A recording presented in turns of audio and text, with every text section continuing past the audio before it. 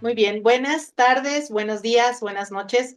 A la hora que nos estén escuchando, estamos aquí reunidas la doctora Mariana Rossetti y yo, Mariana Osuna, para escuchar la segunda conferencia del evento académico homenaje que se llama Un año con José Joaquín Fernández de Lizardi, su obra y su tiempo a 250 años de su nacimiento. Y el día de hoy tenemos el honor de escuchar a Mariana Rossetti, que es doctora en letras por la Universidad de Buenos Aires, investigadora adjunta de CONICET, miembro del Instituto de Literatura Hispanoamericana de esta misma universidad, miembro del Centro de Historia Intelectual de la Universidad Nacional de Quilmes, miembro del Iberconceptos, grupo traducción coordinado por la doctora Noemí Goldman.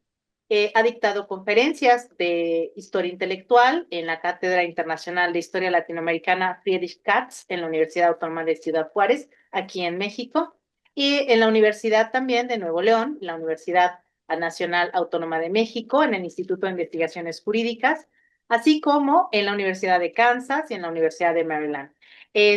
Forma parte del comité editorial de la revista Prismas del Centro de Historia Intelectual de la Universidad Nacional de Quilmes y de la revista Humanitas, revista de teoría, crítica y estudios literarios del Centro de Estudios Humanísticos de la Universidad Autónoma de Nuevo León.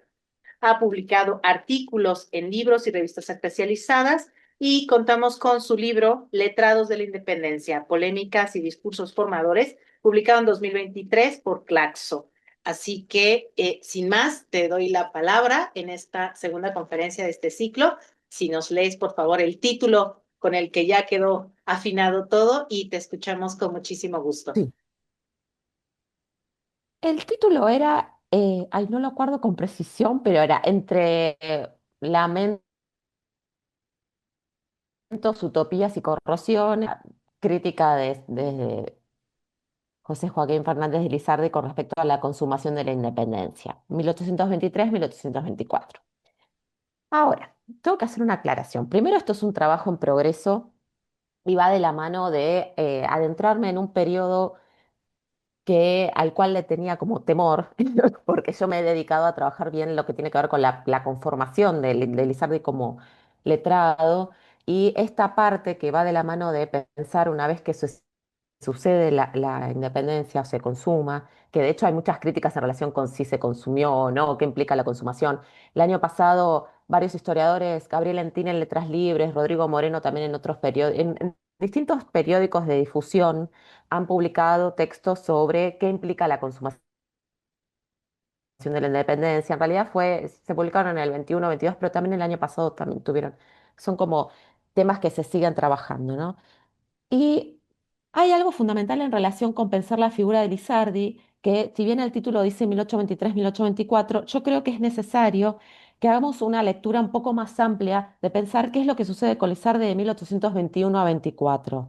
¿Por qué digo esto? Porque en ese periodo de años hay una escritura de Lizardi que es muy profusa, o sea, es muy extensa, que, digamos, vos trabajaste lo que tiene que ver con los folletos hasta 1820 y es muy interesante lo que trabajás en torno a cómo se pueden ver los géneros, el discurso, el diálogo entre los géneros. Y yo creo que también siguiendo con tu línea de lectura, del 21 al 24 deberíamos empezar a leer a partir de los folletos. O sea, ¿qué nos dicen los folletos para ser como intérpretes de las otras discursividades de Lizardi, para entender cómo él se posiciona en relación con este periodo, que es un periodo que varias series accionan y continúan a lo largo de estos años.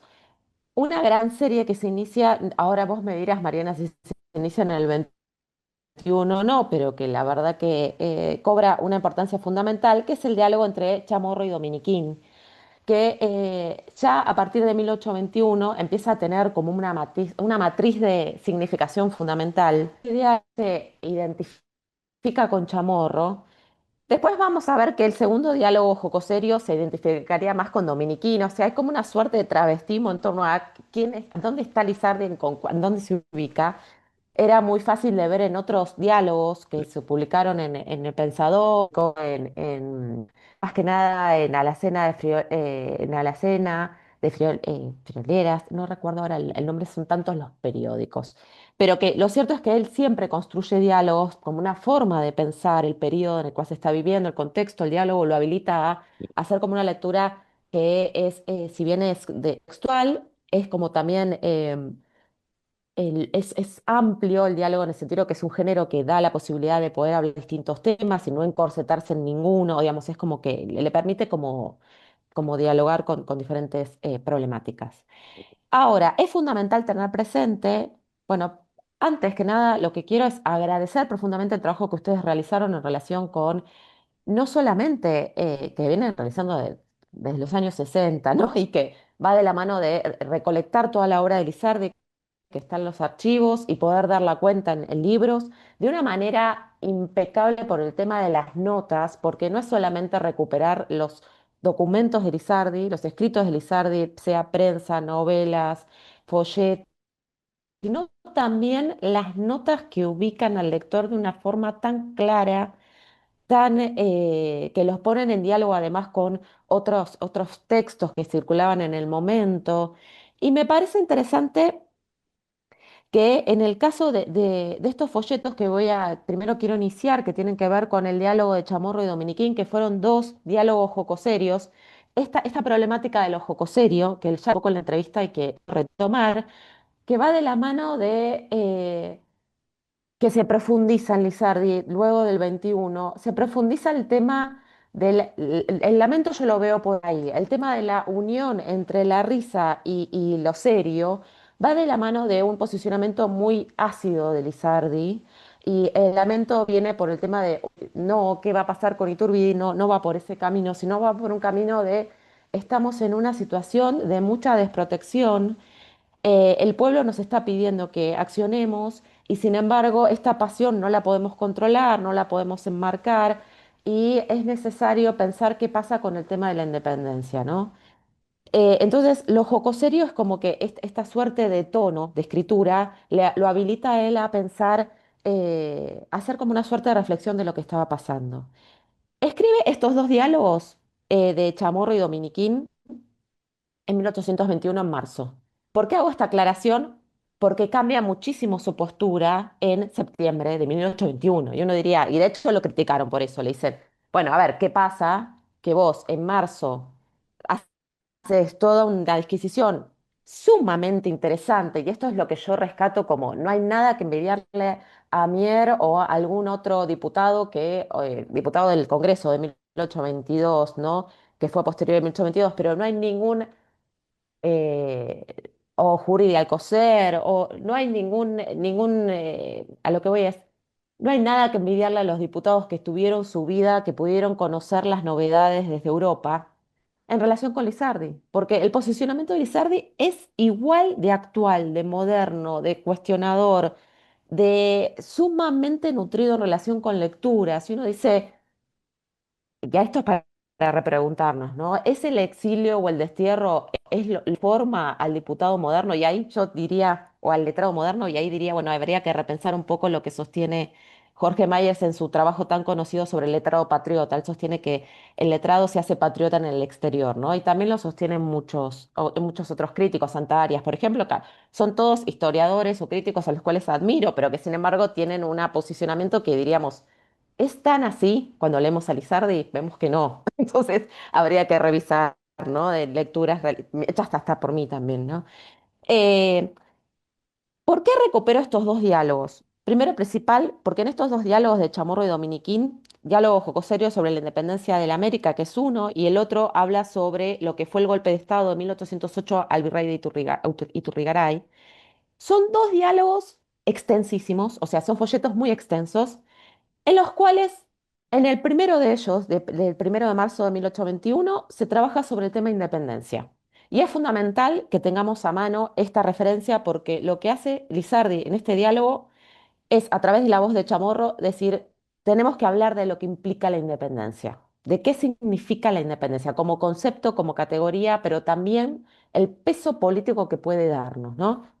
Y hace toda una disquisición en torno a primero le habla a Dominiquín, que es un comerciante, que lo único que quiere es ganar plata, que está apurado porque quiere vender sus telas y quiere hacer su comercio. Él le dice, espera, porque no hay cosa peor que un hombre egoísta, y esto, por eso estamos en esta situación ahora. Estamos con el tema de ya el plan de Iguala, ya estamos con Iturbide pensando esta figura, ya estamos pensando en que debe haber un cambio. Y él lo que trabaja, que me parece muy interesante, es el tema de qué hacemos con la independencia. ¿Estamos preparados para la independencia? Y entonces, lo que me parece fundamental es que hace todo a través de la voz de Chamorro, hace toda una suerte de, como diferentes máximas, sus implicaciones, de lo que implica reflexionar sobre eso, de cómo la independencia es innegable para América, ¿sí? Y específicamente para Nueva España, pero habla de América en general.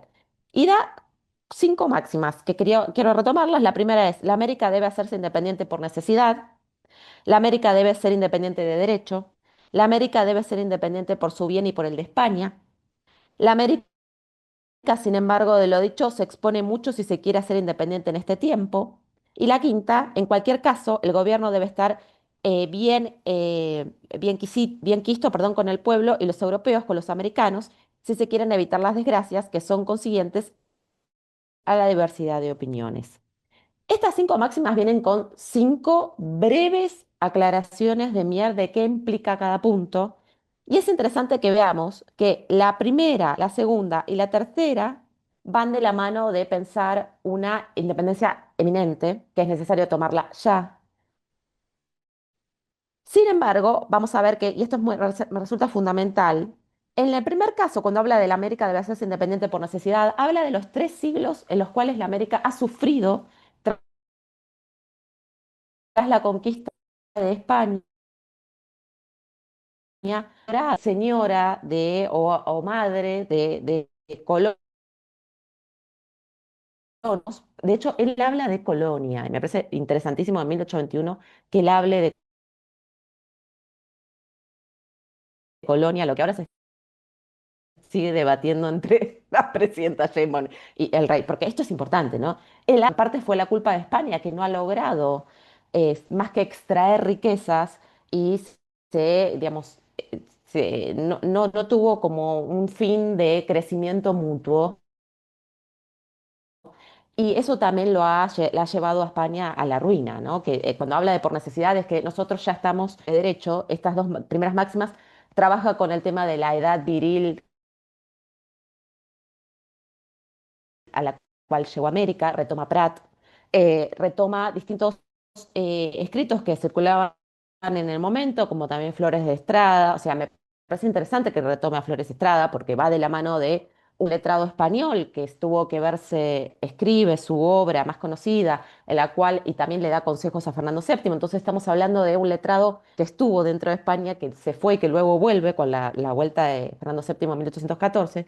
Entonces, es interesante pensar que él, para dar sus primeras 2 máximas o posicionamiento, retoma textos que se estaban leyendo, ¿sí? Y que van de la mano de decir, bueno, América ya llegó a su edad madura frente a una España decadente que ya no puede acompañarla y que lo que le está pidiendo, que tiene que ver con ayudarla y seguir dentro de esta misma nación mancomunada, no puede darse.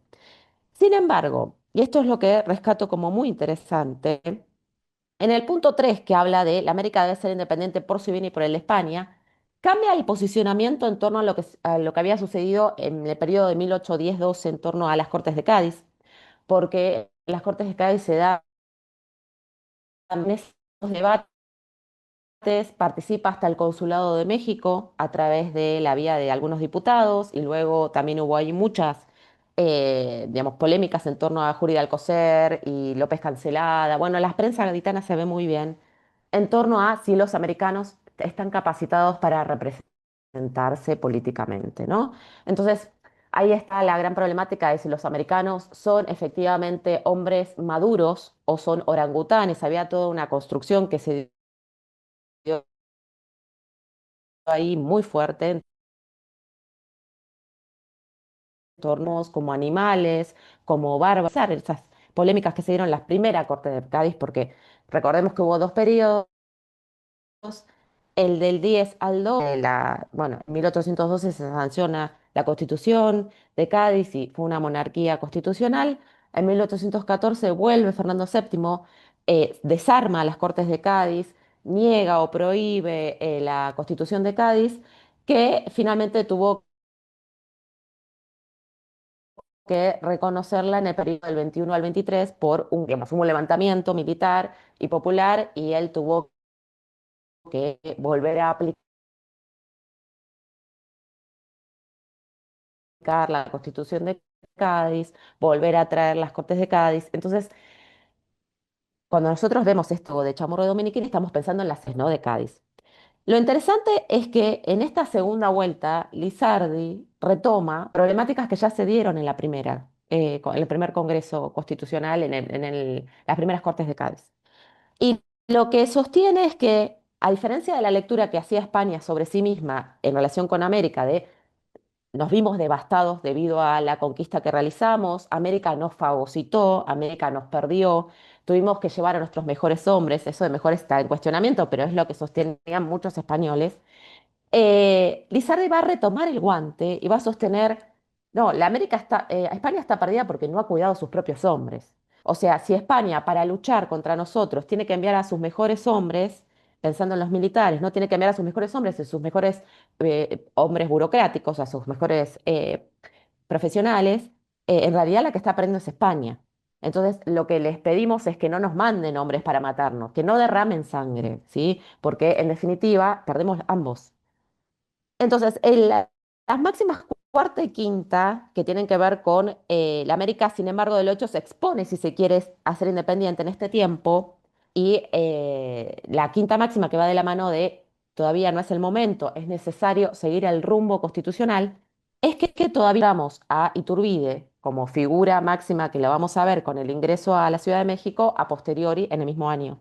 Entonces, me parece que en este momento en el cual marzo 1821 Lizardi habla con este diálogo de Chamorro y Dominiquín, lo que está sosteniendo es necesario un cambio, pero este cambio no se puede dar a través de un movimiento violento, revolucionario o insurgente, sino que o una lucha intestina entre españoles o americanos, sino que debe darse dentro de la Constitución, dentro de las Cortes Gaditanas. O sea, muy interesante que la postura que sigue Lizardi es la misma postura que tuvo en 1812 cuando inicia su pensador mexicano, que va de la mano de cómo podemos realmente articular la prensa periódica, qué implica la libertad de imprenta de manera moderada. Y acá está sosteniendo lo mismo, que va de la mano de nosotros tenemos que seguir los cauces legales. O sea, el hombre atado a la legalidad, liberal, y esto no lo podemos negar. Tenía rasgos liberales el posicionamiento de Lizardi, pero ese posicionamiento liberal no va de la mano de entregarse con manos, o sea, entregarse de forma dadivosa a España, sino que efectivamente pensar de manera en este momento en el cual no está capacitada para construir república todo el momento.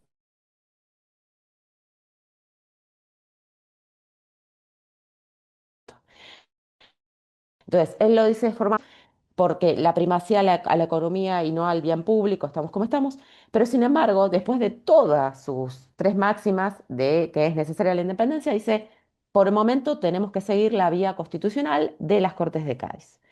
Eh, Sin embargo, y esto lo quiero comentar, Mariana, porque es fundamental, este folleto lo lleva a la cárcel de la Corte. ¿Sí? Este folleto de 1821, de 1 de marzo de 1821, es leído por la Junta Provincial, ¿sí? de la Ciudad de México, en la cual formaba parte Juri de Alcocer. Por eso hice este comentario, porque digo, el mismo diputado que en 1810-12 luchó para la defensa de los americanos, lee este folleto ahora como censor de la Junta Provincial de Censura y lo mete en la cárcel. Entonces yo digo, las cosas de la vida, porque, digamos, estas cosas que parecen tan, ¿no? Según la función que tengas y el lugar que ocupes, es como veas a aquel que emite determinado folleto o escrito. Lo cierto es que lo meten preso, él está preso ahí más de 27 días. Y lo que es interesantísimo que ustedes realizaron, el trabajo que se realizó en el folleto, en la obra 12 de folletos de 1821-22, que las notas, yo aclaro porque la nota la hizo Irma Isabel Fernández Arias, que me parece una delicia, Es que nos va mostrando en a lo largo de este libro, nos va mostrando todos los ires y venires que tuvo Lizardi con respecto a la Junta Provincial de Censura. Y me parece fundamental esto, que es que la Junta Provincial lo encarcela, pero lo habilita a escribir su defensa, que la defensa la publica en imprenta. Entonces, todos pueden leer esta defensa. Ya es como, yo creo que, y esto no sé qué pensarás vos, pero hay como ya un mecanismo de Lizardi tan acostumbrado a estar preso, porque escribe El Periquillo preso, porque tiene como toda esta cosa de obviamente que no digamos que hay para nada una satisfacción de esa situación, pero ya está acostumbrado también a escribir desde la cárcel, o sea, en el sentido de que busca la forma de que su voz se haga oír y lo hace de forma muy clara. Su postura es sumamente clara en torno a que la Junta de Censura no debería inhabilitar a aquel que quiera hacer su defensa, no solo hacia la Junta, sino también de forma pública, y es por eso que publica su defensa.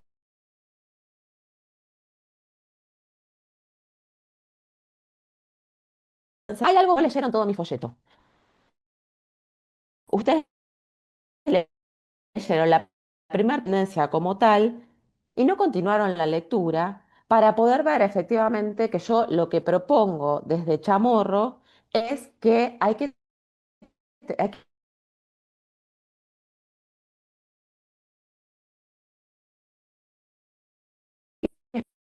esperar, hay que ver inviable. O sea, perdón, ya es segura. Esta cosa de si ustedes no nos independiza, si España no independiza de América, vamos a vernos perdidos todos. Entonces, sostienen, no podemos pensar efectivamente que yo sostuve una independencia que no hice, ¿sí? Sino que lo que hice fue mostrar las cartas en las cuales está viviendo América, la situación que está viviendo América, ¿sí? Entonces, es interesante de ver cómo a lo largo de toda esta defensa se quiere separar del término de sedicioso.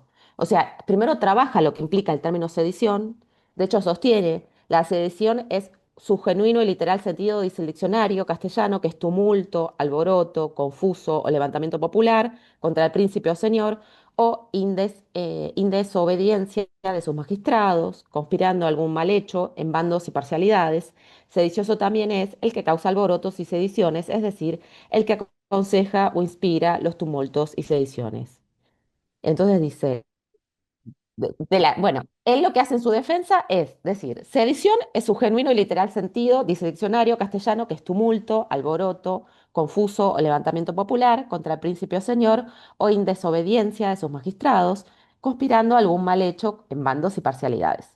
Sedicioso también es el que causa alborotos y sediciones, es decir, el que aconseja o inspira los tumultos y sediciones. En vista, pues, de estas definiciones, que no se pueden desmentir si nos atenemos al legítimo significado de las voces, no sé cómo puedan calificarse de sediciosos mis papeles, ni en qué consista la provocación al tumulto o a los alborotos populares, ni menos a la separación de América, de España, cuando de los mismos impresos se colige todo lo contrario. Es decir, que no haya independencia ni alborotos, que este reino permanezca unido con España por conveniencia de ambos hemisferios, que se dejen las armas los rebeldes y que no se derrame una sola gota de sangre española ni americana por esta causa. Esto es interesantísimo porque él lo que dice es, no me leyeron bien. ¿Qué es lo que le pasa a la mayoría de los escritores con la censura? No estoy criticando al accionar de censura, pero sí lo que estoy diciendo es que la censura lo que busca es como detener todos aquellos escritos en los cuales ciertos términos se ven en juego, se empiezan a difundir y empiezan a abrir la lectura o los ojos de los lectores, ¿no? En este caso, lo que dice Lizardi es necesario hablar de independencia, es necesario que los americanos sepan en qué situación estamos, pero eso no implica que tenemos que tomar ya cartas en el asunto. Y también lo que defiende de manera muy clara Lizardi es abrir los ojos no implica ser insurgente, no implica estar en contra de la ley ni ser sedicioso, sino simplemente educar.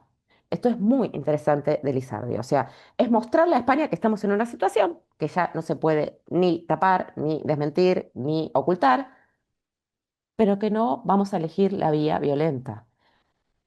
Ahora, lo que es interesante es que, como siempre hace Lizardi, y también lo vemos en Mier y lo vemos en otros letrados del periodo, es que hace toda una relación histórica en torno a qué se piensa por sedición, y toma costumbres o hábitos, porque viste que Lizardi trabajó siempre con costumbres, toma distintas costumbres de distintos pueblos digamos, la antigüedad hasta ahora, porque hablas también hasta de los franceses, en torno a pensar que sí hubo accionarios sediciosos, que sus escritos no tienen nada de accionar sedicioso, ¿no? Entonces, Estábamos que Lizardi toma para leccionar a su público los ejemplos antiguos, ¿no? Y esa es parte de lo que tú argumentas sobre cómo está educando acerca del momento crítico.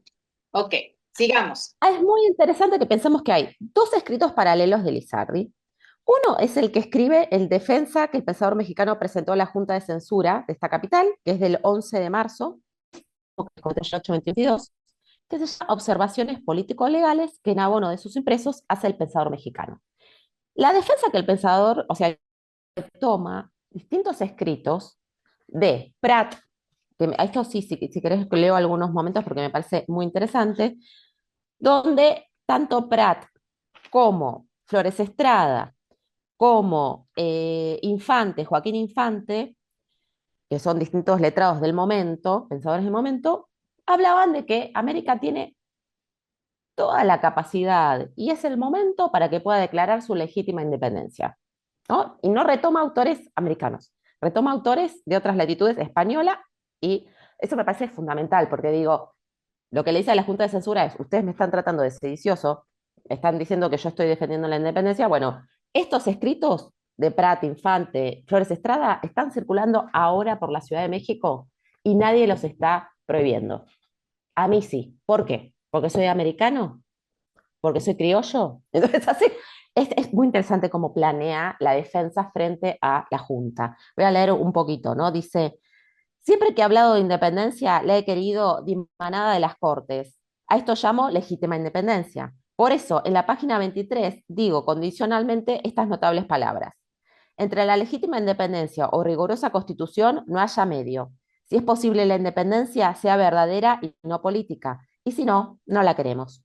Estamos bien hallados con la constitución y mejor queremos ser dependientes de España y constitucionales.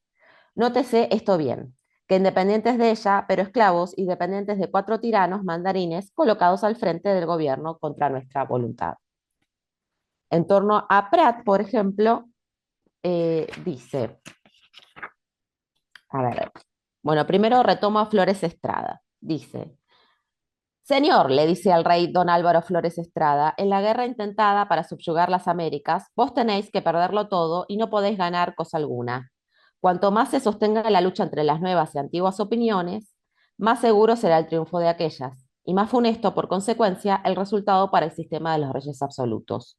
Así se explica un español sabio, perseguido por sus opiniones políticas, pero por fin reconocido benemérito de la patria y diputado en Cortes. Fue diputado en las Cortes del Trienio Liberal, del 21 al 23, ¿no? Y bueno, también lo fue en las del 10-12. Con respecto a Prat, dice, a ver, voy a retomar primero el tema de Joaquín Infante. Joaquín Infante, en su impreso titulado Solución a la cuestión de derechos sobre la emancipación de la América, dice, la América no volverá seguramente a ser para la España lo que fue antes de la Revolución, y se necesitan muchos años de reposo y de sacrificios para que la población, agricultura y minas, tan abatidas hoy, prosperen como en otro tiempo.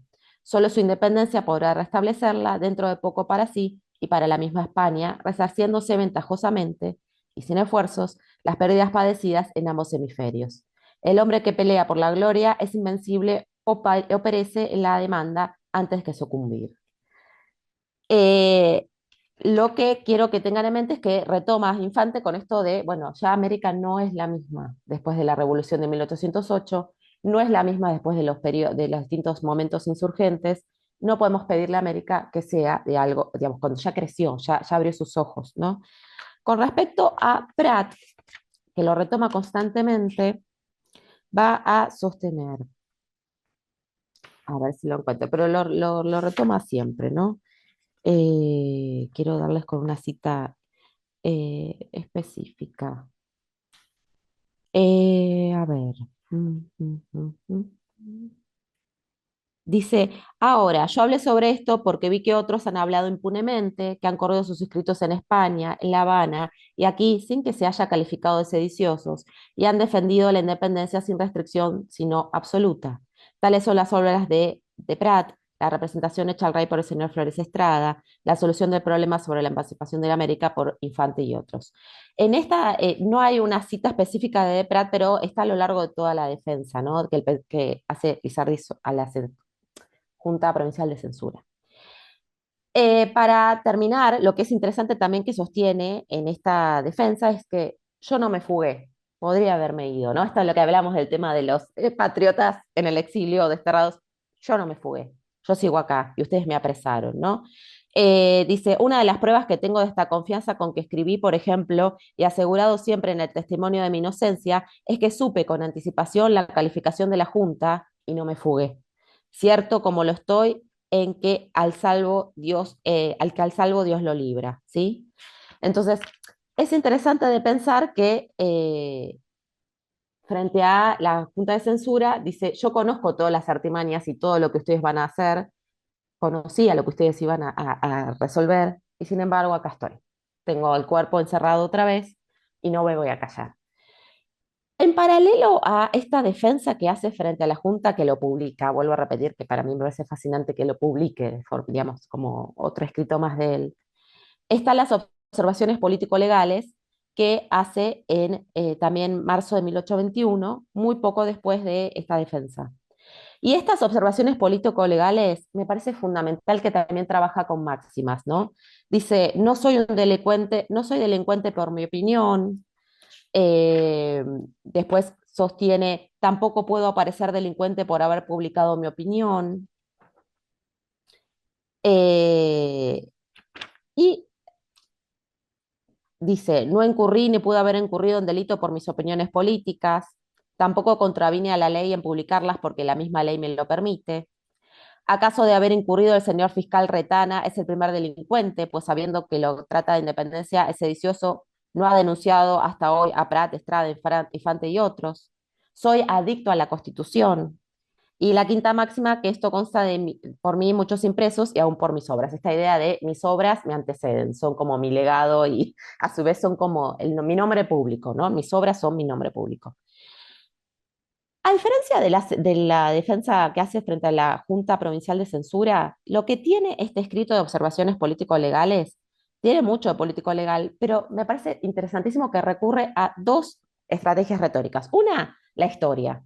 Así, ahí habla de los egipcios, ahora voy a contar un poco de los africanos, los persas, ahora voy a contar un poco para ver efectivamente qué se entiende por alguien sedicioso o alguien que va contra los hábitos, ¿no? Pero también recurre a la escritura sagrada, que no lo hizo en la Junta Provincial, en la defensa de la Junta Provincial.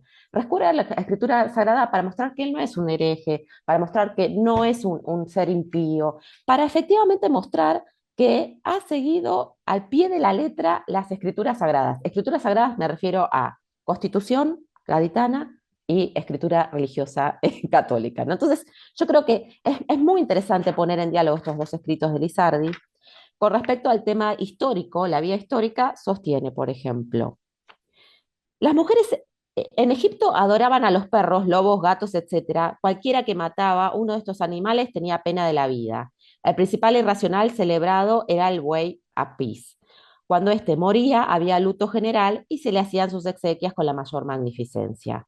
Está hablando de los groseros desatinos que cometió la historia, ¿no? Y que los cometían y eran hábitos, porque si él llegó a cometer un desatino en relación con su escrito de independencia, ¿por qué lo apresan? Cuando en realidad los desatinos son propios del ser humano. Esto es lo que él sostiene, ¿no? En el caso de las mujeres en Babilonia, estaban autorizadas por la ley y obligadas por la religión a prostituirse públicamente en la fiesta de Milita y convertir el templo de Venus en un asqueroso lupanar. En el caso de los griegos y romanos, por ejemplo, dice, los griegos y los romanos generalmente oscurecieron la belleza de sus leyes, mezclando en estas la crueldad y la disolución. Sus mismos espectáculos de diversión eran unos sangrientos asesinatos. Tuvieron como ridículo hacer escrúpulo de adulterio y establecieron una ley en que reputada la mujer como alhaja más del gusto que del honor, se constituyó digna del mutuo. Pero vamos más adelante aún, porque habla de los franceses, por ejemplo. Entre los franceses hubo tiempo en que era costumbre enterrar los cadáveres con sus alhajas, lo mismo que entre los etíopes, egipcios, babilonios y romanos. Estos y muchos otros errores han abrazado y defendido las naciones enteras, sin reconocer otros principios que el extravío de la opinión. ¿Y quién podrá culparlas política ni filosóficamente si advierte cuánta es la debilidad del entendimiento humano y como dice un autor español, el hombre no es dueño de su entendimiento ni puede elegir otra inteligencia de las cosas distinta de la razón que le presenta? Dice, entre la culpa teológica y el delito criminal no hay más diferencia que el respeto al legislador. O sea, la figura del legislador es fundamental. El legislador que puede dar cuenta de una buena lectura de la escritura sagrada. Sagrada me refiero a la ley, ¿no? O en la escritura sagrada, las sagradas escrituras. Y esto es lo que cuestiona Lizardi en estas observaciones político-legales. La figura del legislador, o sea, la figura de los censores. ¿No? Que los sensores no están pudiendo ver los objetivos de Lizardi como educador popular, ¿sí? No lo están pudiendo ver. Y dice, es fundamental que si utilizamos una vara que sea la misma vara para todos, como les hablaba, ¿no? De este censor retama, bueno, si me censura a mí, que censure a Prat, que censure, o sea, que censure los escritos. Y si no, que se replantee la Junta Provincial, qué es lo que está haciendo, ¿no? Me parece interesante, y esto no lo comenté, pero sí lo quiero dar cuenta, que esta Junta Provincial se inicia en 1813 y que funciona desde 1813. Esta Junta Provincial de la Ciudad de México, que revisaba las publicaciones y que daba cuenta de qué se podía publicar y qué no. Obviamente que los miembros van cambiando, porque Juri de Alcocer en el 13 estaba todavía en Cádiz, pero lo que sí creo que es fundamental es que ya Lizardi conocía cómo funcionaba esta, y también las corrosiones, como los malos manejos, ¿no? De por qué a mí sí me censuran y a otros no, qué pasa conmigo, que estoy pudiendo, que me animo a hablar de ciertas cosas y otros no. Todo esto pasa en el transcurso del mes de marzo de 1821. ¿Por qué yo lo establezco como antecedente? Porque Lizardi publica no solamente este diálogo jocoserio que fue censurado, o sea, fue censurado a los pocos días de publicado, sino que este folleto, sino que luego dice, no me voy a callar y voy a dar cuenta de lo que implicó, o sea, nos muestra el aparataje, digamos, de cómo funciona este impedimento de la opinión pública en México, ¿no? Esta idea de miren todo lo que estamos viviendo, que esto quiero reconocerlo, en 1821, con la vuelta de las Cortes de Cádiz, con el trienio liberal, se volvió a abrir la opinión pública, o sea, se da otra vez esta idea de se reconoce otra vez la libertad de imprenta, se podría publicar lo que uno quisiera, existiría esta libertad política. Sin embargo, a Lizardi lo apresan, ¿no? Esta idea de siempre en 1812 lo apresa, en 1821 lo apresa, pobre Lizardi. Pero lo que sí quiero, me parece interesante, es que a diferencia de lo que pasó en 1812, que él publicó esta carta para el virrey y que lo apresan en el número 9 del Pensador, acá él dice, no me voy a quedar callado, si realmente está la libertad de imprenta y funciona como debería funcionar, voy a publicar mi defensa y voy a publicar estas observaciones político-legales. ¿Por qué nos sirve como antecedente? Para pensar la figura del letrado, ¿no? La figura de un letrado educador que tiene bien en claro, ya desde 1800, podemos decirlo, 10 en adelante, ya tiene bien en claro, va realizando un ejercicio, tiene muchas obras publicadas en este periodo ya a partir de, en 1821, es un escritor consagrado y conocido, ya lo era en 1812, pero ahora es el escritor que el pueblo está esperando a ver qué dice. Y no es un escritor que busca incinerar todo. En este periodo en el cual pensemos que 1821 vuelven las Cortes y también el poder de Fernando VII se ve flaqueado o se ve como debilitado, entonces sería como el momento en el cual podría la insurgencia tener su momento. Ya encontramos en el periodo de 1821, lo encontramos a un Iturbide aliándose con la insurgencia mexicana, entonces es un periodo de mucha apertura que habilitaría a pensar en, bueno, tomemos el poder, ¿no? Y sin embargo, Lizardi, atémonos a la legalidad, ¿sí? Entonces, ¿por qué hice este antecedente? Porque después vamos a ver que en 1822 tenemos diferentes periódicos en el 22 y en el 23 que quería retomar brevemente, pero sí quiero comentarlos, que no tienen tanta incidencia como si tuvieron, por ejemplo, El Pensador, que duró 2 años, o si vemos a posteriori con El Payo y los diálogos del Payo de Sacristán, que tuvo varios números. En 1822, él publica, es un periódico muy breve, 2 números, que se llama El Amigo de la Paz y de la Patria, periódico político dedicado al muy ilustre ciudadano Agustín I, emperador de México. Son dos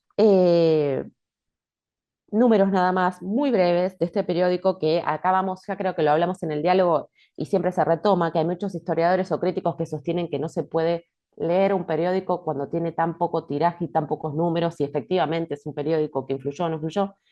Yo creo que es fundamental para pensar un poco en diálogo con lo que venimos hablando de este diálogo jocoserio de Elizarde, pensando un poco en la independencia, porque es de 1822, estamos pensando en un momento en el cual ya fue coronado, digamos, como emperador Iturbide, que lo hace en mayo de 1822, y, y es un periódico en el cual él se justifica en relación con por qué apoya a Iturbide, ¿no? Me parece interesante porque son dos números que nos sirven para pensar un poco que su adherencia a la figura de Iturbide no fue una adherencia ciega, porque esto es lo que se le critica, ¿no? Esto de, bueno, a ver, principios de 1821 defendías la Constitución de Cádiz, ahora en 1822, ya para septiembre de 1822, estás defendiendo a Iturbide como emperador. O sea, que Iturbide te dio trabajo, vos tenés, a posteriori vas a tener tu imprenta, qué fácil que el dinero logra, ¿no? Cambiarlos. Y él es muy interesante en estos dos números.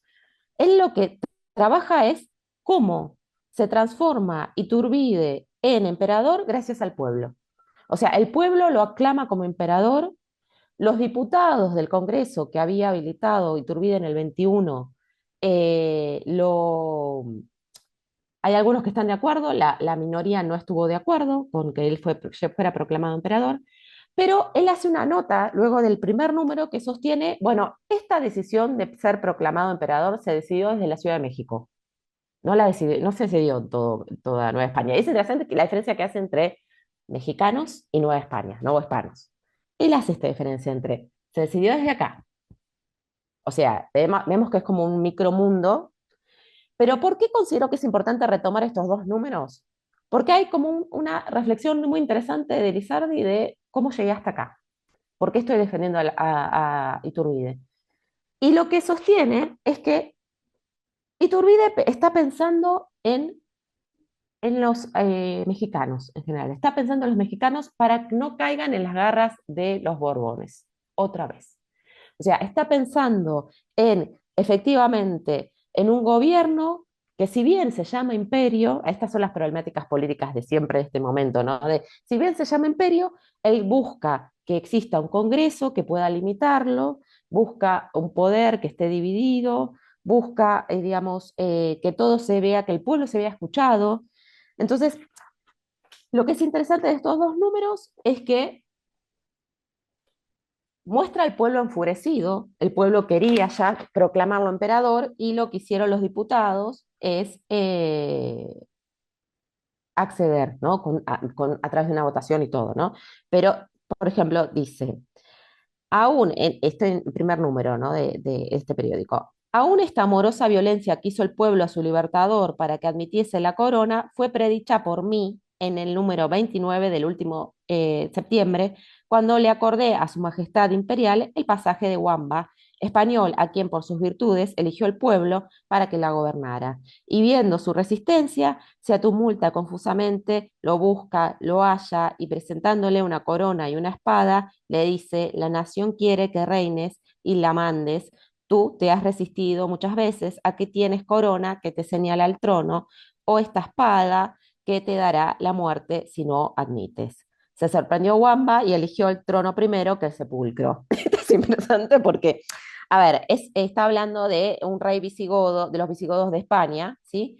Y me parece interesante esto. No nos muestra un Iturbide todopoderoso. Nos muestra un Iturbide que fue obligado por el pueblo a construirse como emperador. Sabemos que no es tan así, pero me parece interesante la lectura que hace Lizardi de decir el pueblo te coronó emperador.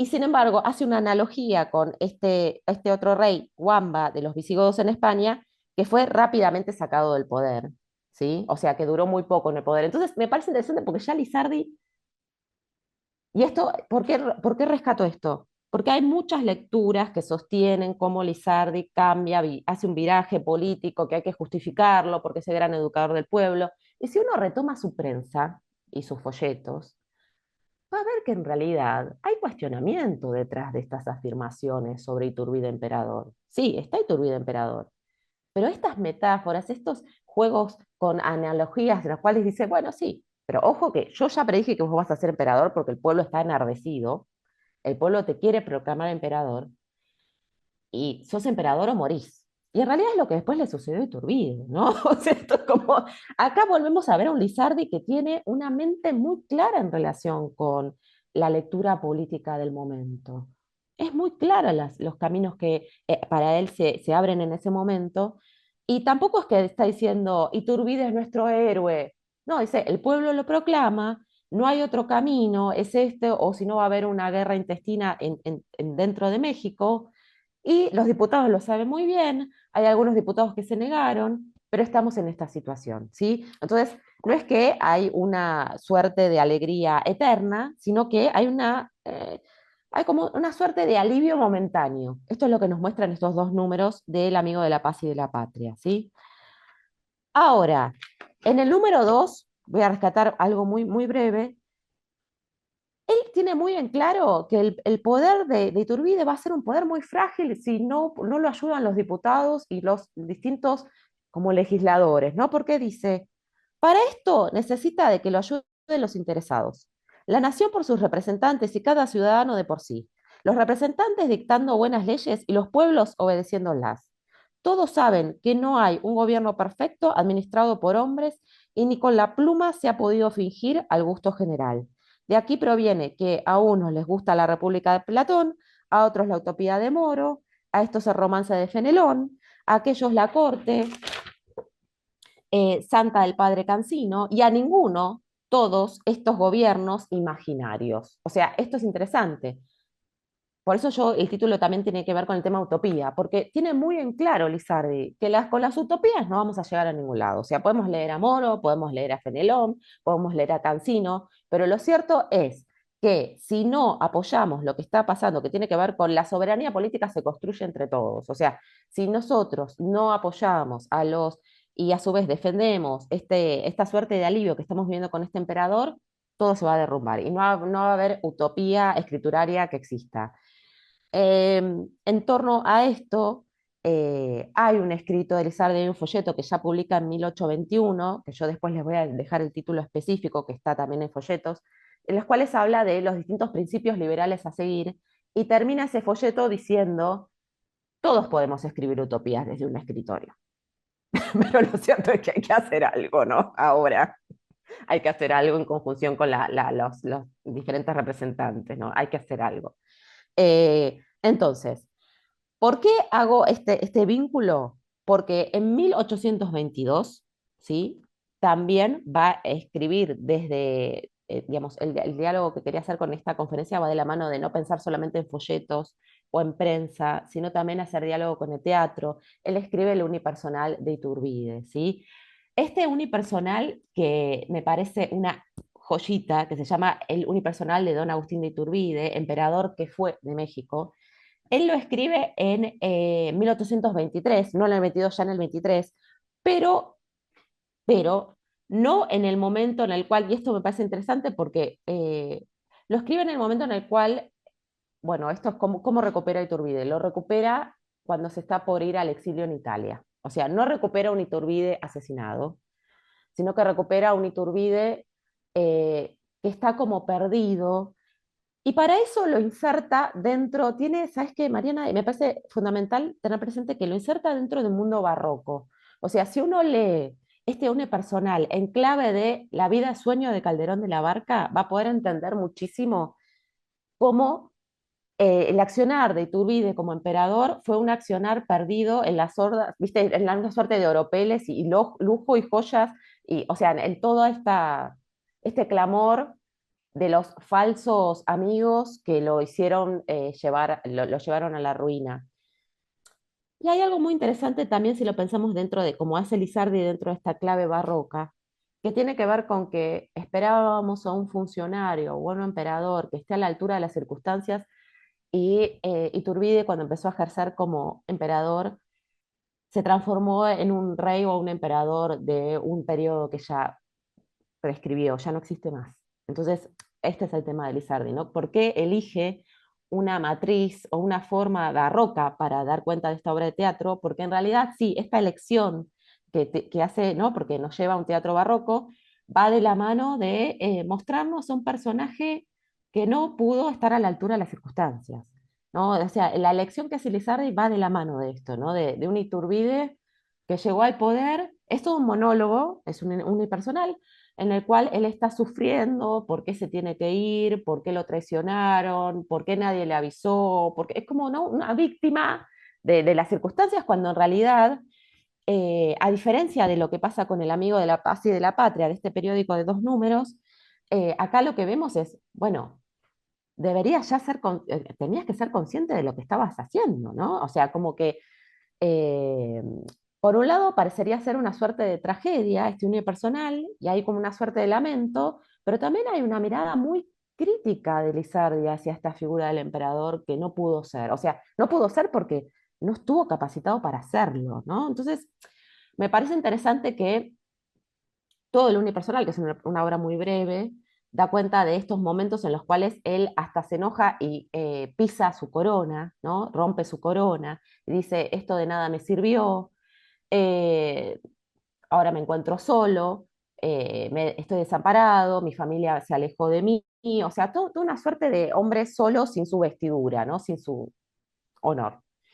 Y ella a punto de partir dice, bueno, ¿qué será de mí? Bueno, el exilio visto como la perdición y no como la construcción de un hombre glorioso, ¿no?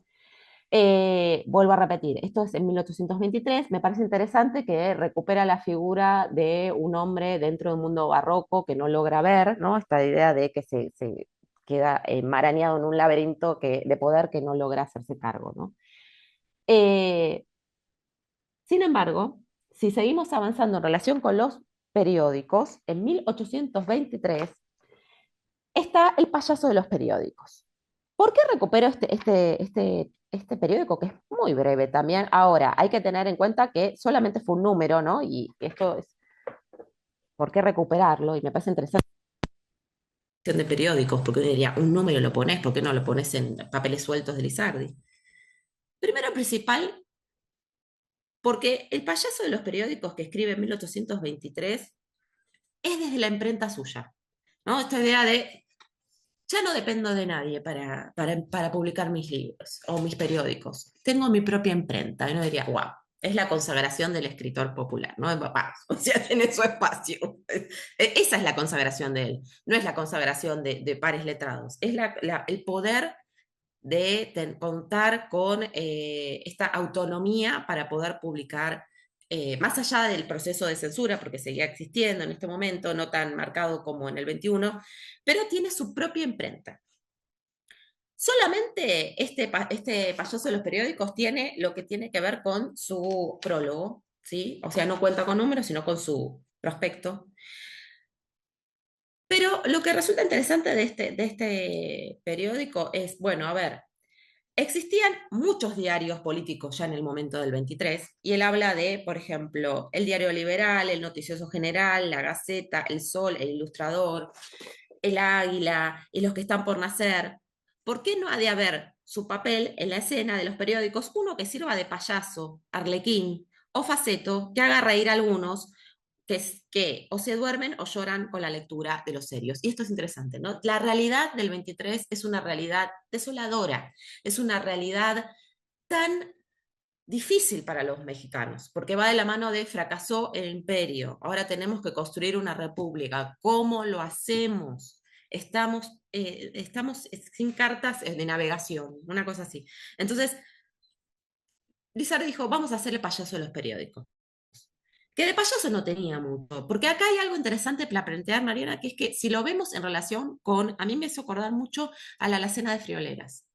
O sea, esta analogía entre el payaso de los periódicos del 23 y la alacena de 1815, que estamos en la misma situación, porque en 1815, si bien estamos con Morelos pensando en la insurgencia y luego se va a crear la constitución de Chilpancingo, lo cierto es que estamos en un momento en el cual, si bien se terminó en 1810-11 con la llegada de los insurgentes con Hidalgo, resurge la insurgencia, entonces el tema es qué hacemos, porque la guerra intestina sigue estando, interna. Y acá en el 23 pasa lo mismo, dice, bueno, no estuvo, este alivio que buscábamos no estuvo. Entonces, estos dos periódicos, A la cena de frioleras del 15 y Payaso de los periódicos, nos muestran un Lizardi muy ácido. O sea, él dice, yo voy a hacer reír, pero es una risa triste, ¿viste la del Arlequín? ¿Viste la del bufón donde está la máscara y uno detrás de la máscara ve el llanto? Porque efectivamente vemos el Lizardi en este prólogo, con este prospecto, una suerte de, una sentida pérdida de la política, ¿no? De qué rumbo estamos tomando y qué, cómo me desgarra esto, ¿no? De hecho, dice, si se nos quisiera hacer cargo de este nuestro capricho, diciéndonos que por qué adoptamos este ridículo sistema y no nos sujetamos al ejemplo de nuestros mayores, los sabios escritores de México, responderemos que nuestra intención es acomodarnos a todos, al gusto de los sensatos y al de los ignorantes. Queremos que los pobrecitos de la última plebe nos entiendan, que se enamoren de nuestro estilo llano y popular, que no se cansen de nuestra severidad y pedantismo, y que atraídos de la chocarrería, de la sátira, del refrancillo vulgar y de la frase de pulquería, se empeñen en leer El Payaso, y así, sin tono de lección, sin discursos filosóficos, sin explicaciones metafísicas, términos técnicos ni frases elegantes, se hallen, cuando menos se piensen, hechos unos Demóstenes en elocuencia, Homeros en poesía, en filosofía Sócrates, en legislación Solones, en derecho público Filanchieris, en moral Platones, y el diablo que nos lleve, pues ya estamos pedanteando y hablándoles en griego sin advertirlo.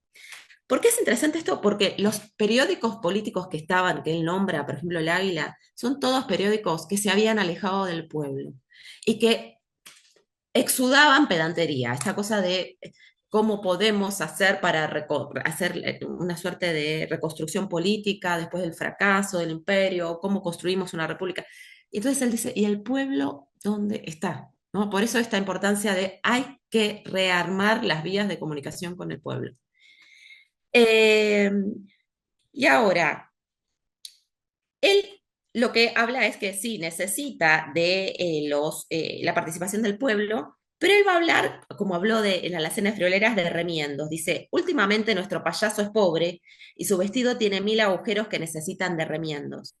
Si algunos caritativos quisieran remitirnos algunos retacitos bajo el nombre de comunicados, se los agradecerá nuestro arlequín y se remendará con ellos, pero siempre asegurándonos la responsabilidad, ¿no? O sea, esta idea de un hombre que ya se vista de los comunicados del pueblo, muy a diferencia del Catrín, ¿no? Que escribió en el 19, que se publica a posteriori, pero muy a diferencia de un criollo que no escucha, ¿no? O que se viste de pedantería. Esto es, hay un payaso que necesita remiendos, que son los comunicados de ustedes. Y después va a hablar de la República Federada. Y dice, ¿qué tipo de república necesitamos? Necesitamos una república federada. Es muy breve el prospecto al respecto, pero sí va a señalar que esta república eh, no la, digamos, la tenemos que construir, que necesitamos herramientas para construirla. Y dice, por ejemplo, no hablamos aquí de las leyes fundamentales y generales que debe formarlas el soberano Congreso, sino de las municipales que pudiera formar el Alto Senado republicano, después de disueltas las Cortes y más siendo único y residiendo en la capital de México. En este caso, las demás provincias quedarían en una apática abyección y en una verdadera dependencia. Su libertad fuera nominal y su soberanía quimérica. Entonces, remarca el tema de más allá de lo que el Congreso pueda hacer en relación con la Constitución que quieran armar, lo cierto es que todas las provincias deben buscar la manera de construir su autonomía y también de pensar que cuando hablamos de República Federada estamos pensando en la participación de todas las provincias de México, ¿no? Entonces, se quedó solamente en este prospecto, no continuó este camino y después, al poco tiempo, publica otro periódico que es El Hermano del Perico que cantaba La Victoria, que ese sí tiene ya varios números, que es de 1823, sigue con la línea del humor, sigue con la línea de un humor muy ácido, retoma la figura del perico, estas figuras que siempre, de animales que siempre se retoman, ¿no? Como por ejemplo, bueno, que viene del periquillo Sarmiento también, ¿no? El tema del perico, el periquillo. Pero lo que me parece interesante de este periódico del 23 es que pasaba lo mismo con el diálogo jocoserio de Chamorro y Dominiquín, porque vamos a ver que el perico es un perico que le vende una mujer en el mercado, que termina siendo un perico muy inteligente, que tiene alma de filósofo, que pasó de muchos cuerpos, que el primer cuerpo era Pitágoras, el filósofo griego. Pero lo que es interesante es que en su diálogo continuo van cambiando en torno a quién tiene la autoridad, ¿no? A veces la tiene él, Fernández Lizardi, a veces la tiene el Perico, y en ese diálogo van tratando distintas como figuras dentro de México. Por ejemplo, trabajan con la figura de una mujer patriota que les dice, no podemos ser amigos de los españoles. Cuando los franceses en su revolución triunfaron, echaron a los españoles, perdón, los españoles echaron a los franceses en España. Nosotros tenemos que hacer lo mismo. Si queremos construir una república federada, tenemos que echar a los españoles, o no tienen que ejercer ningún cargo político. Esto me parece interesante, ¿no? Que además lo dice una mujer patriota, o sea, en el número primero, la primera carta del público es la carta de una mujer patriota que se titula, bueno, se hace llamar la patriota vallesoletana. Vallesoletana. Entonces, me parece interesante porque la mujer está tan capacitada como el hombre para dar cuenta de qué implica perdonar o no perdonar, que no necesariamente implica la violencia o el desterrar, pero que sí necesariamente implica que no ejercen cargos públicos, eh, cómo nos construimos como república, ¿no? Y así cada uno de sus números, ¿sí? Cada uno de sus números tiene como frase, viste, de cabecera, como tiene cada uno de los periódicos, bueno, muchos de los periódicos de Lizardi, dice, ¿qué te ríes? Con diferente nombre de ti habla la fabulilla, ¿no? Este tema de que en cada uno de los números va a trabajar sobre la situación de algún miembro de la comunidad. En el primero fue el caso de qué pasa con las mujeres, pero también los españoles, y así sucesivamente cada número va a trabajar con diferentes temas. Ahora, hay algo muy interesante en torno a pensar que este periódico sí tuvo largo aliento, y en el número, y esto lo quiero retomar, en el número 5 de 1823, ¿sí? Va a trabajar en torno a por qué los diputados solos tienen que hablar de la construcción de una constitución y nosotros que los elegimos no vamos a tener ningún lugar en esta comida, en esta cena, en esta suerte de comida, ¿no? Y me parece interesante que lo hace a través de la voz del Perico, no de Lizardi, no esta cosa de, bueno, no me hago caso, o sea, lo habla el Perico. Pero bueno, lo interesante es, en el número 5, como les contaba, el Perico dice, es decir, que Pero puede, cuando mucho, nombrar un mayordomo para su hacienda, pero una vez nombrado, no puede darle ninguna instrucción, ni meterse con él para nada, aunque vea que quieren ajenarle la hacienda. De suerte que elegir mayordomo y perder sus derechos a la hacienda es todo uno. Si esta doctrina se pusiera en práctica, yo aseguro que las provincias ni un diputado elegirían, pues sabían que se podían levantar con el santo y la limosna.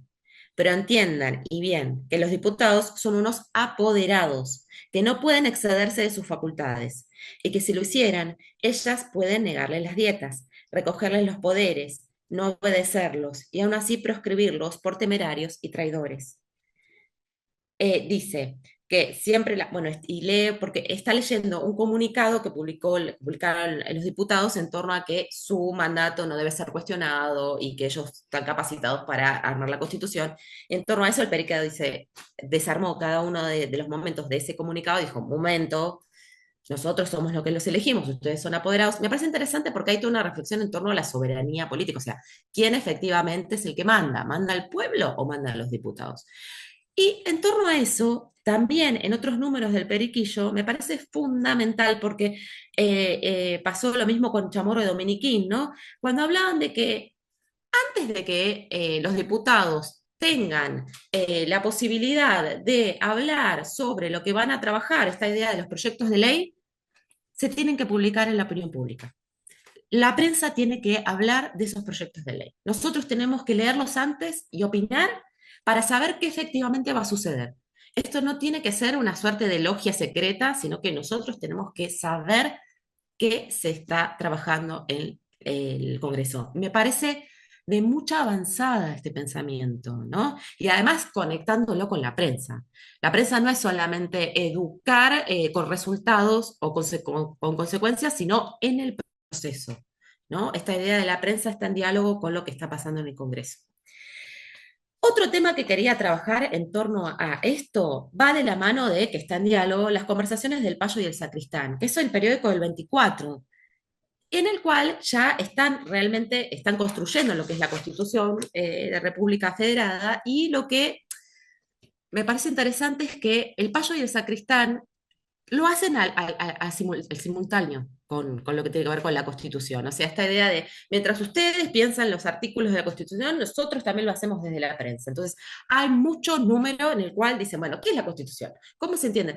¿Te acordás, viste, el tema de es como pensar esta suerte de catecismo político que se vio en el 10, o se ve en el periodo, se empieza a ver el periodo del 10, de quiénes son los insurgentes, qué están haciendo? Bueno, y es como, digamos, trasladar catecismo religioso al catecismo político. Las conversaciones de Payo y Sacristán tienen mucho de eso también, ¿no? Esta idea de no es solamente un diálogo en el cual hay dos personajes que reflexionan sobre lo que está pasando con posturas disidentes, sino que hay una construcción mancomunada de cómo realizar efectivamente un cambio político.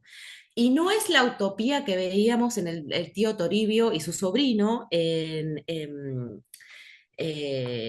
Alacena, o en el otro periódico del 15, que ahora no recuerdo, pero que viste que ahí empezó a darse como una suerte del diálogo utópico en torno a familiares, que el sobrino se va con los insurgentes, dice, no, esto me horroriza y vuelve, donde la utopía es planteada de manera abstracta, mismo con un amigo de pensador, el hermano, que está en la isla Sao Chofu y con los asiáticos, etcétera.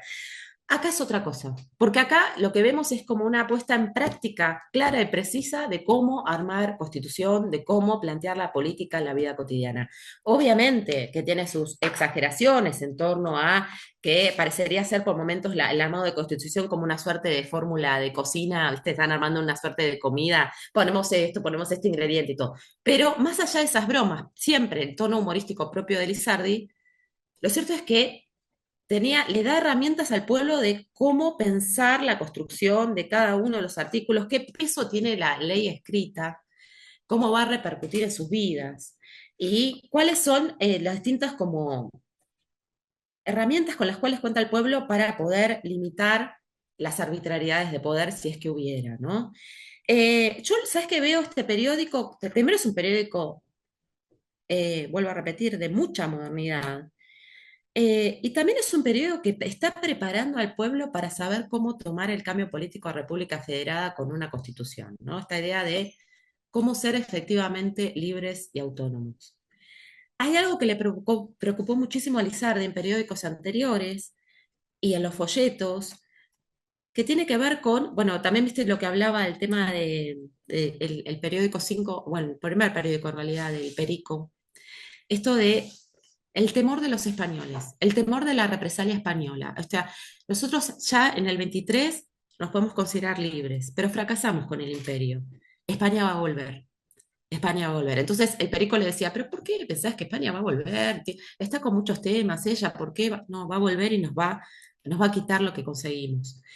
Ya en el 24 no está esta postura tan marcada, si bien está digamos, hay como una construcción de, hay enemigos en Europa que vienen a buscar, lo cierto es que hay como una suerte de concentración en lo que nosotros podemos, es necesario como cerrar las filas de los temores y empezar a armar nuestro propio aparato político, ¿no? Y eso lo consiguen a través de la Constitución. Para terminar, hay algo que quería retomar también, que ya es del año 1823. No, me corrijo, es del 20. La otra obra de teatro que quería trabajar es del 24, así como Conversaciones del Payo y Sacristán, que es la de El grito de libertad en el pueblo de Dolores. Me parece muy interesante esta obra de teatro, que también no es muy extensa esta obra de teatro, pero que la escribe el mismo año en el cual está Conversaciones del Payo y de Sacristán. Porque hace una recuperación del momento, en el momento previo del grito de Dolores de Hidalgo con Allende, con otros insurgentes. Muestra, digamos, de manera obviamente ficcional, pero muestra las distintas insatisfacciones que estaban viviendo, ¿no? Y la importancia del grito de Dolores. Y yo, ¿sabes qué? Lo veo como una suerte de en el momento en el cual lo publica, porque es 1824, es como una suerte de reflexión en relación con el aporte que tuvieron los insurgentes. O sea, es una suerte de reflexión bien distinta a lo que pasaba en 1821. En 21 era los insurgentes son enemigos o son apasionados, no logran entender que no hay que derramar sangre. En el 24 la lectura es otra, gracias al teatro, ¿no? Gracias a esta suerte de reconciliación con la figura de los insurgentes, que me hace pensar en la importancia que tuvo el momento de 1823, perdón que venga hoy, pero sí con esto quería cerrar. En 1823 se traen, esto ya lo dije en la entrevista, pero quería recuperarlo, en 1823 se traen los restos de los distintos insurgentes, entre los que estaba Morelos, Hidalgo, Allende, Mina. Yo recupero a Mina porque, bueno, también lo consideran como un héroe nacional. Y se construye la figura de héroes nacionales, se los trae a la Catedral de México, de la Ciudad de México, y se les rinde un sermón en homenaje. El sermón es delicioso, o sea, es como uno dice, no puedo creerlo, porque hay como una asimilación al romanticismo francés, es como si uno estuviera leyendo una novela de Chateaubriand, ¿no? Es delicioso. Pero lo que es interesante también es que hay como una glorificación de la figura de los insurgentes, que Lizardi no lo tiene en el 23, recién lo logra tener en el 24. Uno debería pensar, esto va de la mano de efectivamente el posterior al fusilamiento de Iturbide y ya la construcción de una república federada que lo habilita a él a reconciliarse con la figura de los insurgentes, a tener otra lectura de los insurgentes. Yo creo que es interesante de plantear por qué no Lizardi escribe esta obra en el 23 o en el 22, y sí en el 24, ¿no? A la par que Conversaciones del Payo de Sacristán. Y hay otra cosa que quería comentar. Ah, bueno, esto también, ¿no? Cuando traen los restos, hay un folleto que está publicado por ustedes, que los curiosos quieren saber dónde van a parar los restos de Cortés. Es un folleto breve, pero contundente, porque en ese folleto Lizardi dice, ¿por qué para glorificar o construir nuevos héroes tenemos que incinerar los héroes pasados? O sea, básicamente, Cortés no es enemigo de nuestra patria, forma parte del pasado. Y hay que entenderlo así. Pero si incineramos sus restos, porque se querían incinerar los restos y tirar en el cementerio de San Lázaro, incinerarlos con una horda bárbara, ¿no? Porque en la prensa del 23 estaba, vamos a quemar a Cortés, o sea, esta idea de Lucas Alamán lo protege, siendo ministro de Relaciones Exteriores, lo protege y lo esconde, donde ahora todavía está, en el Hospital de Jesús, sigue todavía ahí. Pero lo interesante es que lo esconde y le miente al pueblo y le miente a los otros funcionarios diciendo que lo trasladó sus restos a España, cuando estaban ahí todavía, ¿no? Entonces, es fascinante el tema de decir, bueno, Lizardi es uno de los pocos que dice, queremos saber qué van a hacer, o sea, ¿qué pasa? Ahora son héroes nacionales los insurgentes y Cortés es un traidor. ¿Quién es traidor? ¿Quién es insurgente? ¿Quién es efectivamente el héroe? O sea, este folleto muy breve es un cuestionamiento bien preciso de quiénes son efectivamente héroes. Y hay otro folleto del 22, no del 23, sino de 1822, en el cual Lizardi defiende a los diputados presos por Iturbide, cuando Iturbide se corona emperador y empieza a haber como conspiraciones, de hecho no son conspiraciones propias de un loco como Hamlet, o sea, como no está como en una suerte, no alucinaciones, sino que efectivamente esas conspiraciones se estaban dando de ciertos diputados, entre ellos estaba Mier, también estaba Bustamante, Carlos María Bustamante, que lo querían derrocar a Iturbide. Entonces, Iturbide los aprisiona, los coloca presos en agosto del 22, y en ese mismo mes, Lizardi tiene un folleto muy interesante, que es que en defensa de los diputados, en especial Lanier, ¿no? Eh, ¿Por qué hace esta defensa? Primero dice, yo desconozco los motivos. Sí, Lizardi conocía todo. O sea, ya lo vemos por el tema de los distintos folletos, que hablamos del chamorro dominiquín que conocía todo, bueno, conocía todo, ¿no?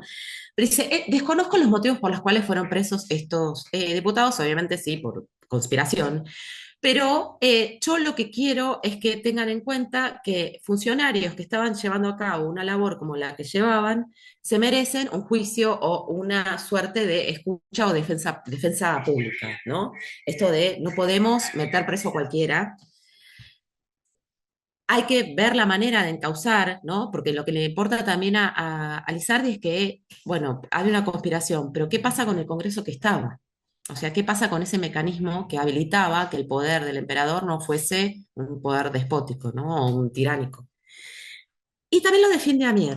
¿Por qué? Hay todo un tema legal en relación con que Mier sostuvo desde su exilio, desde su destierro, en realidad por 28 años, 30, sostiene que él logra, gracias a la Academia de Historia y luego gracias a Roma, la secularización de su cargo. O sea, que él ya no es más un fraile, sino que él logra secularizarse y eso lo habilitaría a ser nombrado diputado por el Nuevo León.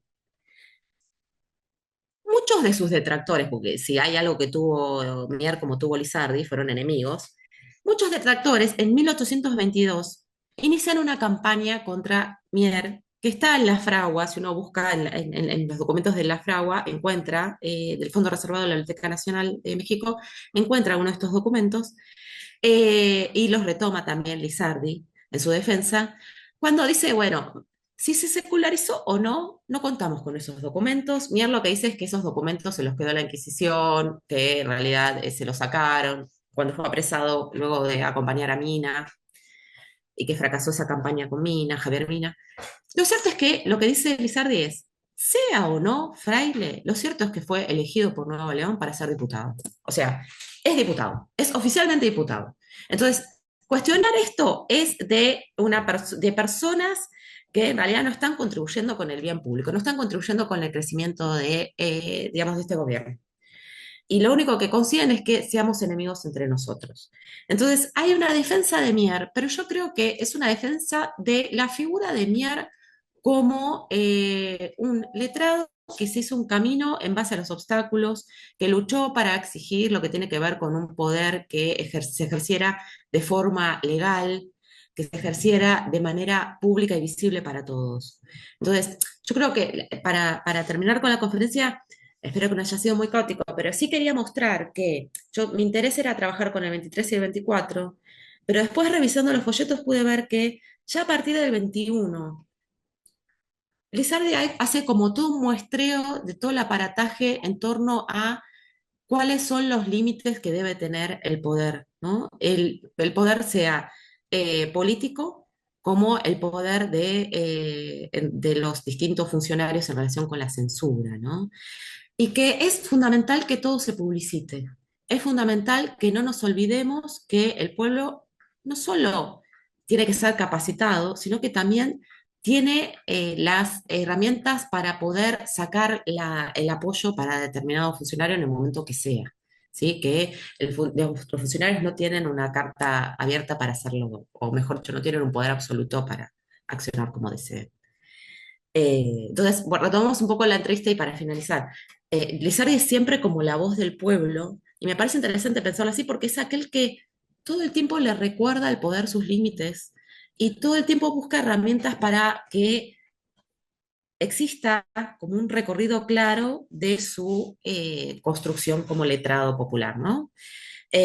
Por más que esté pensando en periódicos de poco aliento, o sea, de corto aliento, lo cierto es que todo el tiempo buscó maneras de que esta desolación no quedara silenciada, no quedara en silencio absoluto, no quedara en silencio, digamos, ¿no? Entonces me parece interesante.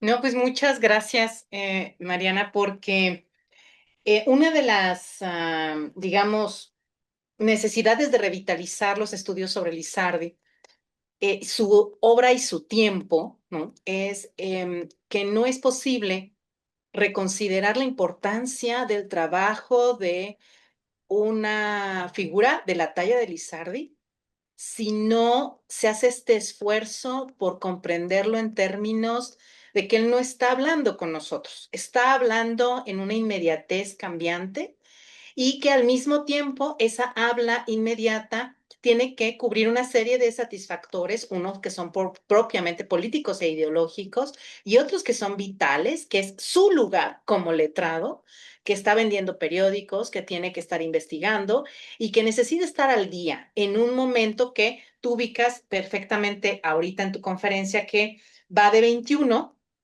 y que de 21 a 24 los cambios vertiginosos que va a vivir Terrible, eh, terrible. México no van a tener muchas plumas a la altura para Exacto. ir llevando el pulso, digamos que entre lectores. Es decir, por un lado tenemos una serie de tonos solemnes que siguen hablando entre ellos, así en pequeños círculos de privilegio letrado, y por otra parte tenemos como decían en la época, la rufla de papeles que más bien son panfletos, es decir, que están repitiendo argumentos, que son de alguna manera un tipo de contrainsurgencia, por llamarle anacrónicamente, es decir, que están desestabilizando. Entonces, solamente en este contexto de ráfaga, porque estos son los folletos, Urbina después les va a llamar las guerrillas, precisamente, casi, casi que ¿por qué? Porque las corporaciones también mandan a hacer folletos, todo el mundo quiere defender su punto de vista, sus intereses, ¿no? Y bueno, yo me detuve cuando escribí mi libro en 20, precisamente porque ya no corresponde, es un arco muy distinto. A partir de 20, la cantidad de folletería que se va a liberar ya no permitía que las herramientas teóricas que yo estaba utilizando fueran provechosas, ¿no? A partir de 20, lo que vamos a ver en Lizardo Claro, es una exacto. profusión de escritura que está luchando y bregando con otras escrituras simultáneas. Y entonces a mí me parece muy provechosa tu aproximación, porque Lizardi mantiene siempre la difícil prudencia de atenerse a la legalidad. En ese sentido, Exacto. todos los folletos que has ido mencionando van dibujando a Lizardi como un desesperado de la legalidad, Sí, es decir, abogando sí, siempre, a diferencia de muchos otros folletos y periódicos de la época, que insisten en que lo mejor que podría hacer la aventura mexicana sería derrotarse, ¿no? Y regresar a aquellos tiempos, sí. ¿no? Porque hay un tono público también de melancolía, de nostalgia exacerbada, Exacto, ¿no? exacto. Y él no quiere ir hacia atrás. O sea, él hasta No, en el momento mismo del emperador, del imperio, él va a decir emperador, pero con grilletes, pero como dices tú, con bien, límites, ¿no? Entonces, cuando estos exacto. límites los rompe Iturbide, Lizardi sale a la defensa, sí de Mier, pero no es Mier, es la ley. No, O sea, Mier exacto, es el ejemplo para decir, exacto, se ha exacto, violado el principio que tanto trabajo ha costado exacto. construir, que es una Sí, bueno, cultura de la legalidad. Entonces, bien, esta frase que tú recuperas, donde él dice, soy un adicto a la Constitución, sí, ¿no? Y este insistir en sus conversaciones, en hacer una constitución y separarse de este purismo intelectual, ajá, que dice tiene que haber o un rey maravilloso y virtuoso y si no, no queremos nada, o tienen que haber diputados también maravillosos. Y él dice, no, esto es lo que tenemos y con lo que tenemos que exacto. construir. Pero la pregunta, y que tú apuntas interesantemente, es, ¿quiénes? ¿Quiénes? Y allí es donde Lizardi es incómodo allí, Exacto, porque dice, exacto. va a ser muy fácil construir una república si nomás hablan entre ustedes, si no importa. Exacto, Si, entonces, exacto. casi, casi que en estos años, Lizardi está insistiendo en que ni emperador, ni congreso con Sí, atribuciones por sin fuera de la duda, observación popular, ¿no? Entonces, duda, está sin duda. dibujando con muchísima precisión lo que va a ser el dolor de cabeza de todas las democracias representativas o que quieren serlo o que aspiran a serlo a lo largo del siglo XIX. Es decir, esta gran paradoja de la representación. Yo te elijo y una vez electo, tú olvidas o gobiernas a espaldas de quienes te han Tal cual, elegido, ¿no? Entonces, Del él secreto, está... siempre esta idea, ¿viste? Del secreto. Exactamente. Entonces, por una parte y por otra, insistir, como tú lo has hecho, en que esta adicción a la ley tiene que ver con, es el camino contrario a la guerra. Es el camino Exactamente. contrario a la disolución del pacto social, ¿no? El horror Exacto. al que le tiene Lizardi es a la guerra, porque en el estado de guerra no hay posibilidad de garantizar ni la vida, ni los derechos, ni los bienes, ¿no? Entonces, Exacto. por eso me parece muy valioso, aunque largo el recorrido, pero es que Sí, si no, perdón. no, es que si no, esa línea parece, o sea, puntualmente agarramos a Lizardi en el Imperio y de pronto nos falta una mirada más de conjunto de dónde vienen estas obsesiones y por qué Lizardi a partir de 12 no va a soltar el argumento No va constitucional. a soltar. No. O sea, ¿Y sabes qué una es vez que interesante llega a de 12, verlo? perdón, Que es muy interesante de ver que es uno de los pocos letrados que ha sido coherente de principio a fin. O sea, lo que sostenían, ya te, 12. ya te escuchan Lo que mejor. sostenía, lo que sostenía en el 12 lo continúa en el 24. O sea, eso me parece de una integridad y coherencia que es muy difícil de ver en los letrados, por Porque los momentos que se vivían. Y también porque si queremos analizar a Lizardi de manera, digamos que anacrónica, es decir, una vez que pasaron las cosas, de pronto empezamos a insistir en que es diferente a la independencia, de la revolución, del imperio, pero él vive esto como un arco transformador. Un Es- arco muy largo, además. Exactamente, pero lo que sí es claro es la cultura de la legalidad es el fiel de, es la brújula de su escritura, o sea, que haya legalidad y a partir de esa legalidad podremos construir. Entonces, cada vez que la legalidad se ve maltrecha, injuriada, él va a salir a restablecer que estaremos desolados, pero tenemos que atenernos a lo que hemos ganado. ¿Y qué hemos ganado? Un cambio en la concepción del poder. O sea, no hay que volver a la idea del poder despótico, ¿no? Entonces me parece un punto de no retorno que sostiene y es, o sea, como bien dices, o sea, es de 12 y de 12 es el pensador y hasta su muerte, ¿no? O sea, la legalidad es lo único que se opone a el antiguo régimen y a la guerra, ¿no? A la posibilidad de la Exacto. disolución social. Entonces, me parece muy valioso porque en general la aproximación a la obra de Lizardi de pronto desde una lectura política se ve en los momentos coyunturales, ¿no? Exacto. Entonces se ve en 10 él no publica nada, ¿no? En 10 anda preso porque Exacto. 11 lo de Tasco, ¿no? Pero Exacto. después llega a 12 y entonces 12 es cuando lo meten a la cárcel y después es cuando regresa Fernando VII y luego es 20 y luego es 21, pero hay una brújula a lo largo de todo eso y es su reclamo, su insistencia por una Sí. cultura de la legalidad que cobije a todos Exacto.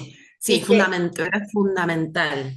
y que tenga una participación de todos aquellos cuyas vidas van a ser afectadas por esa legalidad. Entonces es muy complejo y muy íntegra su visión de lo que debe ser la política, porque no es ideal ni es jurídica, no, es la vida de las personas está en juego. Ajá. Exacto.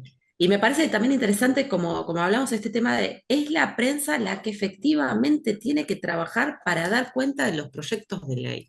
O sea, no puede la prensa solamente informar, tiene que estar ahí accionando una suerte, es un poder más, ¿no? Y me parece acompañando, haciendo contrapunto, mediando, ¿no? Y por supuesto eso abre, o sea, abre la concepción tan compleja y más, no quiero decir avanzada, sino más compleja, más sutil que tiene Lizardi de su propio papel y del papel de los demás cuando están publicando, ¿no? Y por eso constantemente está diciendo, no publiquen mentiras, esos no fueron los hechos, hay que tener honestidad intelectual, constantemente está fustigando no solo al poder, sino también el ejercicio de la prensa, porque resulta fundamental para que ese poder no se desborde, por eso le parecen repugnantes los aduladores, porque lo que Sí, hacen es precisamente corromper aquello que se está tratando de construir, que es una cultura de la legalidad, ¿no? No sé si quieras exacto. decir algo para cerrar. Nada, me parece importante esto de ver todo el arco, ¿no? Yo lo había pensado 23, 24, pero la verdad que es fundamental pensarlo desde el 21, desde antes de que asumiera Iturbide, o sea, esta cosa de cómo se posiciona él, ¿no? Y lo fundamental que vos trabajaste, los folletos, vuelvo a repetir, como así iniciamos, hay que ver los folletos como el mirador desde el cual ver la obra de Lizardi, o sea, es como hay que realmente verlos como el termómetro de lo que está pasando. Sí, es un pulso, ¿no? Porque además el periódico tiene una periodicidad, pero el folleto puede salir en el momento en el que resultan los acontecimientos, ¿no? Y bueno, yo solamente quiero cerrar agradeciéndote esta Sí, mirada, sobre todo a puntual al hecho de que Lizardi escribe, luego tiene que defender lo que escribe. sí, Eso es algo de la cultura de la época que es constitutivo de la propia cultura política legal que él está impulsando. Hoy en día tenemos miedo, tenemos desgano al debate. Y el exacto, debate es fundamental, indispensable exacto, para la exacto, constitución de sociedades más igualitarias y participativas, ¿no? Entonces, este exacto. hecho de que él se tome, no la molestia, ¿no? La obsesión de decir, me Sí, metieron a la cárcel y me voy a defender sí, porque en sí, defendiéndome voy a poder dar más argumentos, ¿no? O sea, es seguro. como un doble golpe, ¿no? Entonces me meto Sí, y entonces lo que voy a hacer es contestar y además voy a darle elementos a quienes me leen para que amplíen el debate. Es decir, de alguna sí, manera rehacer las reglas del propio aprisionamiento, ¿no? Entonces, exacto. como que los sensores quieren hablar de una cosa y yo les voy a decir que vamos a hablar de otras tres cosas, ¿no? Entonces, Bien, de pronto, esa es una técnica de Lizardi muy importante en la polémica, que es, no quiero hablar solo de lo que quedamos, sino que vamos a hablar, voy a aumentar la agenda, ¿no? Y entonces en aumentando bien, la agenda, dejo un poco inhabilitados a los otros, ¿no? Porque, bueno, la Junta no le contesta, ¿no? O sea, queda la defensa. Entonces, muchos de los folletos de Lizardi se llaman así, defensa de, defensa tal, ¿no? Garrotazo, escudo, sí, etcétera, porque esta imagen de que es un campo de batalla de las palabras resulta trascendente para nuestro momento, donde pareciera que una de las crisis tiene que ver con la falta de un debate público de alcance, de altura, para lo sí, que se está viviendo, ¿no? sí, Y que Lizardi reclama su derecho a participar en ese debate. Desde exacto. su pequeño lugar de enunciación, que es, soy un criollo que escribe, pero no estoy en el gobierno, pero no soy un adulador, pero no tengo una práctica de escritura dentro de un sector, por ejemplo, ¿no? Entonces me parece que este recorrido que has hecho nos revela la potencia de la escritura de Lizardi en su época y su importancia en un momento en el que la desolación era, digamos, que el horizonte inmediato, ¿no? Y Sí, exactamente. Sí, por eso, sí, sí. Por eso el tono y todo. Por eso también el lamento. Digamos, el lamento no venía de, ay, Iturbide, sino el lamento es en qué contexto estamos viviendo, ¿no? Sí, y sí. no, impedir ¿cómo decirlo? Que ese lamento social se convierta en el único pulso, ¿no? O sea, Exacto, exacto. no vamos O a... sea, el silencio, ¿no? O sea, que ni el pulso ni el silencio. Sí, sí, sí, Sí, sí, sí. sí. Entonces, pues yo te agradezco mucho. Ha sido Ah, yo sé. una delicia Sí, sí, regresar sí.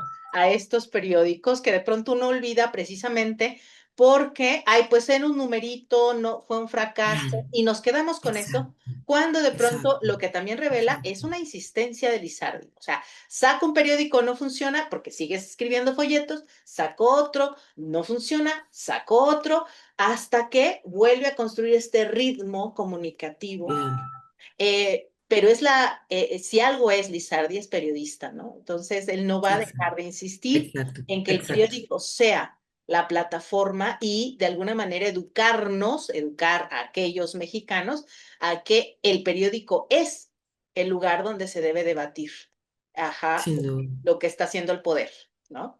sin duda, sí, sin duda. Muchas gracias, Mariana. Nos Gracias a vos. estamos comunicando para seguir amando a Lizardi desde Buenos Aires, aquí en la Ciudad de México. Te agradezco muchísimo y les agradezco a quienes han seguido y seguirán viendo esta conferencia y pondremos los datos y las referencias de la doctora Rossetti que ha dado en esta conferencia, así como también la manera en la que pueden encontrarla en la Universidad de Buenos Aires y localizar su trabajo sobre la época. Muchísimas gracias y hasta la Gracias, Mariana. próxima. Hasta la próxima, hasta luego.